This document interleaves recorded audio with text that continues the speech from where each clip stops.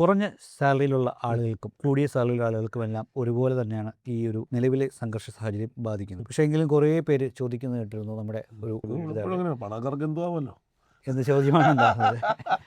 പക്ഷേ എങ്കിൽ അങ്ങനെയല്ല, അവർക്കും പ്രതീക്ഷ നൽകുന്ന രീതിയിലുള്ള ഞാനത് ഓണേറും പറയുന്ന ഒരു കാര്യമാണ്. അതായത് we are all in this together. നമുക്കങ്ങനെ ഒരു വ്യത്യാസമില്ല.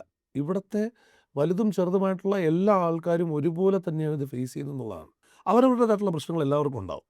എല്ലാവരും പറയില്ലേ, അതായത് ചെറിയ ശമ്പളത്തിലുള്ള ആൾക്കാരാണ് ഇത് കൂടുതൽ എഫക്റ്റ് ചെയ്യുന്നതെന്ന് പറഞ്ഞു കഴിഞ്ഞാൽ, ചെറിയ ശമ്പളത്തിലുള്ള ആൾക്കാർക്ക് ഇ എം ഐ ചിലപ്പം കുറച്ച് കുറവായിരിക്കും. മറ്റവർക്ക് കുറച്ചുകൂടി വലിയ ഇ എം ഐ ഉണ്ടാവും, വലിയ ചിലവുകളുണ്ടാവും, ഒക്കെ ഉണ്ടാവും. ഇപ്പോൾ 22 വർഷമായി ഞാനിവിടെ. നമ്മളെല്ലാവരും ഇത് വീടായിട്ട് കണക്കാക്കി തുടങ്ങിയപ്പോൾ തൊട്ട് ഇവിടേക്ക് ഒരു അപകടം വരുമ്പോൾ നമുക്ക് എല്ലാവർക്കും വിഷമമാണ്. തിരിച്ച് നമ്മൾ പോകേണ്ടിയും വരും കേട്ടോ. നമ്മളെല്ലാവരും കാലാകാലം ഇവിടെ ഉണ്ടാകുമെന്ന് നമുക്കൊരു ഉറപ്പില്ല. നമ്മൾ തിരിച്ചു പോകേണ്ടി വരുന്ന ആൾക്കാർ തന്നെയാണ്. പക്ഷേ ഉള്ള സമയത്ത് ഈ രാജ്യം നമുക്ക് നൽകിയിട്ടുള്ള എല്ലാ സൗകര്യങ്ങളും ഒക്കെ വെച്ചിട്ട് നമുക്ക് ഈ രാജ്യത്തിനൊരു പ്രശ്നം വരുമ്പോൾ നമ്മളൊരു വലിയ ഇതിലൂടെയാണ് പോകുന്നത്. അത് പണക്കാർക്കും പാവപ്പെട്ടവർക്കും ഒക്കെ ഒരുപോലെയാണ്.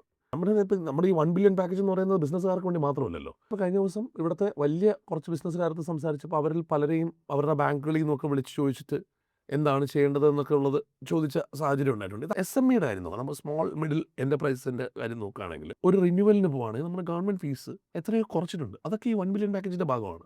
അതായത് ഞാനൊരു ബിസിനസ്സിൻ്റെ കീഴിൽ വർക്ക് ചെയ്യുന്ന ആളാണ്. ഞാനൊരു ഗ്രോസറിയിൽ വർക്ക് ചെയ്യുന്ന ആളാണ്. ഞാനൊരു കഫറ്റേരിയ വർക്ക് ചെയ്യുന്ന ആളാണ്. ഞാൻ പറഞ്ഞ നമ്മുടെ എല്ലാ തലത്തിലുള്ള ആൾക്കാർ. ഞാനൊരു ട്രേഡിംഗ് കമ്പനിയിൽ ജോലി ചെയ്യുന്ന ആളാവാം. ആ ട്രേഡിംഗ് കമ്പനിയുടെ നാളെ കൊണ്ടുപോയിട്ടുള്ള റിന്യൂവലുകൾക്കും കാര്യങ്ങൾക്കൊക്കെ വില കുറയ്ക്കുന്നതിൻ്റെ കാരണം എന്താണെന്ന് വെച്ച് കഴിഞ്ഞാൽ അത് അവരെ സഹായിക്കാനുള്ള പാക്കേജാണ്. ഈ രാജ്യത്തിൽ ഇത്രയും വർഷം നിന്ന് എല്ലാവർക്കും അറിയാവുന്ന ഒരു വലിയ കാര്യം എന്താണെന്ന് വെച്ചിട്ടുണ്ടെങ്കിൽ, എത്രത്തോളം നമുക്ക് എല്ലായ്പ്പോഴും അടി കിട്ടിയിട്ടുണ്ടോ അതിൻ്റെ ഇരട്ടി ശക്തിയിൽ ബൗൺസ് ബാക്ക് എന്ന് പറയുന്നത് ഈ രാജ്യത്തിൻ്റെ റീബൗണ്ട് എന്ന് പറയുന്നത് ഈ രാജ്യത്തിൻ്റെ ഒരു പ്രത്യേകതയാണ്. 2008 2009 എക്കണോമിക് ക്രൈസിസിൽ ഇപ്പോൾ എൻ്റെയൊക്കെ കുടുംബത്തിലുള്ള ആൾക്കാർക്ക് ഒരു ജോലി പോയിട്ടുണ്ട്. പലരും ഇവിടെ നിന്ന് വിട്ട് നാട്ടിൽ പോകേണ്ട സാഹചര്യം ഉണ്ടായിട്ടുണ്ട്. പക്ഷെ അത് തിരിച്ചു വന്ന വരവ് നമ്മൾ കണ്ടതാണ് അല്ലേ.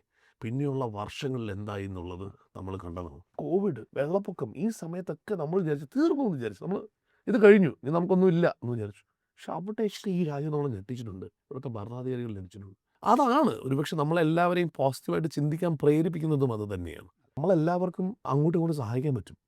തീർച്ചയായിട്ടും ഈ വെറുതെ ധൈര്യം കൊടുക്കലല്ല കേട്ടോ പറയുന്നത്. ധൈര്യം കൊടുക്കലിനേക്കാളും നമ്മളെപ്പോഴും പറയില്ലേ, നമ്മുടെ ഒരു പരിചയമില്ലാത്ത, നമ്മളിപ്പോൾ ഈ സോഷ്യൽ മീഡിയയിൽ ഇട്ടേക്കുന്നതുകൊണ്ട് പറയാം, ഒരു പരിചയമില്ലാത്ത ആൾക്കാർ നമ്മുടെ വീഡിയോ വന്ന് ലൈക്ക് ചെയ്യുകയും ഷെയർ ചെയ്യുകയും ചെയ്യും.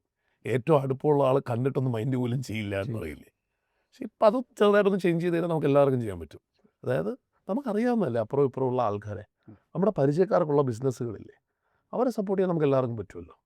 അതിപ്പോൾ ചെയ്താൽ വളരെ നല്ലതായിരിക്കും. അതിപ്പോൾ ചെയ്യേണ്ട അവസരമാണ്.